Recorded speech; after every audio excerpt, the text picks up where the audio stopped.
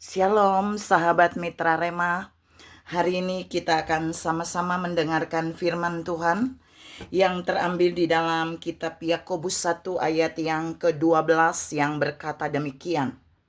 Berbahagialah orang yang bertahan dalam pencobaan, sebab apabila ia sudah tahan uji, ia akan menerima mahkota kehidupan yang dijanjikan Allah kepada barang siapa yang mengasihi Dia. Demikianlah firman Tuhan, dan firman ini akan sama-sama saudara dan saya renungkan di hari ini yang saya beri judul bertahan. Saudara yang saya kasihi dalam Tuhan Yesus Kristus, saya mau bahas dulu tentang kata bertahan. Bertahan itu ada beberapa makna. Yang pertama, tetap pada tempat atau kedudukan. Jadi tidak bergeser dari tempatnya. Yang kedua, bertahan itu artinya mempertahankan diri terhadap apapun yang terjadi. Yang ketiga, bertahan itu artinya tidak mau menyerah. Dan yang keempat, bertahan itu adalah memiliki keteguhan hati, tidak mudah digoyahkan. Dan kita mau lihat saudara, apa kata Alkitab untuk kita hari ini tentang kata bertahan. Yang pertama, itu ada dalam pembacaan kita tadi di dalam Yakobus 1 ayat yang ke-12. Di sana berkata bahwa yang pertama, kita harus bertahan dalam pencobaan.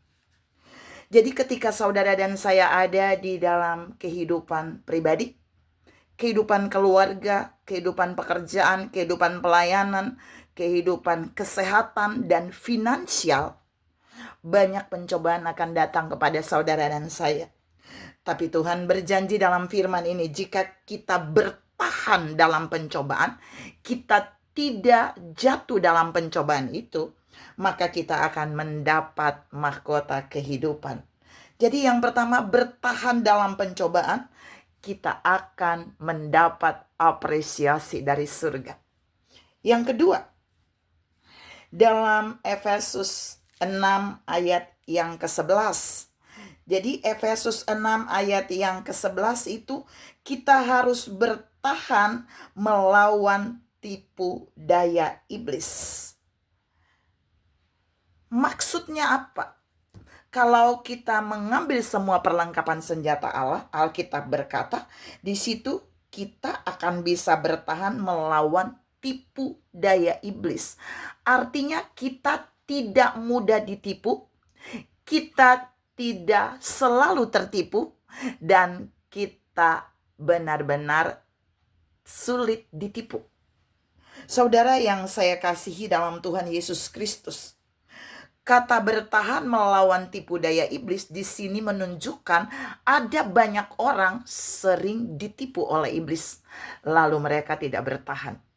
Lalu mereka mulai melakukan hal-hal yang bertentangan dengan firman Tuhan. Tapi Tuhan menasehatkan saudara dan saya di sini bahwa kenakanlah seluruh perlengkapan senjata Allah supaya kamu dapat bertahan melawan tipu daya iblis. Jadi Efesus 6 ayat 11 ini mau tekankan buat saudara dan saya, kita akan bisa bertahan melawan terhadap tipu daya iblis kalau kita mempergunakan perlengkapan senjata Allah. Jadi ketika saudara tertipu dengan apa yang iblis katakan, saudara harus perhatikan perlengkapan senjata saudara. Ada yang tidak saudara kenakan.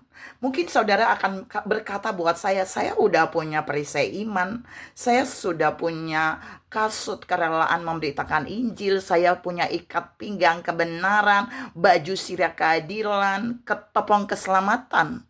Tapi ingat, kalau saudara tidak punya pedang roh, yaitu firman Allah, maka saudara pasti akan mudah ditipu oleh iblis. Di poin yang kedua ini, saudara dan saya harus bertahan melawan tipu daya iblis kalau kita mengenakan perlengkapan senjata Allah, terutama firman Allah. Karena kalau firman Allah itu saudara dan saya kenakan, maka kita tidak akan mudah ditipu, sebab firman itu kebenaran dan firman itu akan menelanjangi ketidakbenaran. Yang ketiga, bertahan dalam apa saja menurut Alkitab. Kita mau lihat yang ketiga, bertahan sampai kesudahan. Matius 24 ayat yang ke-13. Matius 24 ayat yang ke-13 itu mengarahkan saudara dan saya bahwa harus bertahan sampai pada kesudahan. Alkitab berkata begini, tetapi orang yang bertahan sampai pada kesudahannya, ia akan selamat, akan selamat. Maksud ayat ini adalah ketika saudara dan saya ada di muka bumi ini, ada banyak pengajaran-pengajaran yang menyesatkan kita. Ada banyak godaan-godaan yang membawa kita pada pengajaran yang menyimpang dari firman Allah. Itu kita bisa lihat dalam Matius 24 ayat 11 dan 12.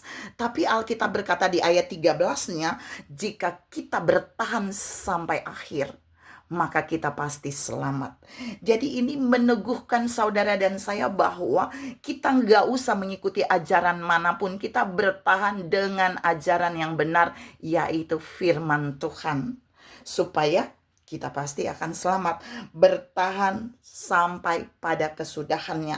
Jadi bukan sekarang, bukan 5 tahun akan datang, 20 tahun, tapi sampai kesudahan kita harus bertahan, mempercayai, berpegang, dan hidup sesuai kebenaran firman supaya kita akan selamat.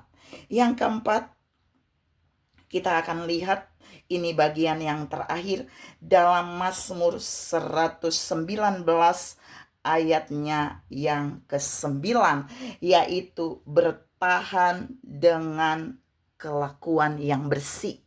Bertahan, mempertahankan kelakuannya yang bersih. Alkitab berkata, dengan apakah seorang mempertahankan kelakuannya yang bersih? Dengan hidup sesuai firman-Nya. Dengan apakah seorang muda mempertahankan kelakuannya bersih?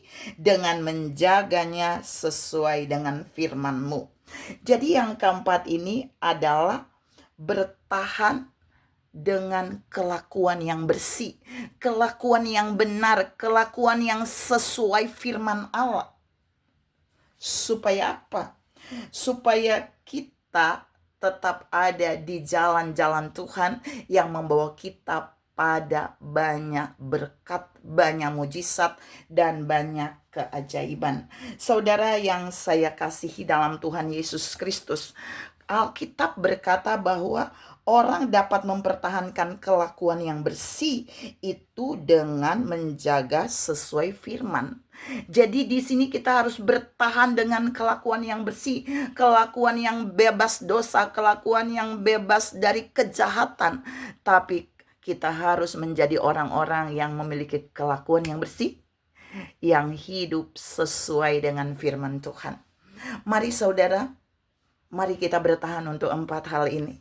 Mungkin masih ada yang lain, tapi hari ini Tuhan mengajar kita untuk bertahan dalam pencobaan, untuk bertahan melawan tipu daya iblis, untuk bertahan hidup sesuai kebenaran sampai pada kesudahannya, dan yang terakhir, untuk bertahan dengan kelakuan yang bersih. Tuhan memberkati saudara berlimpah. Salam bertahan sesuai firman Allah. Amin.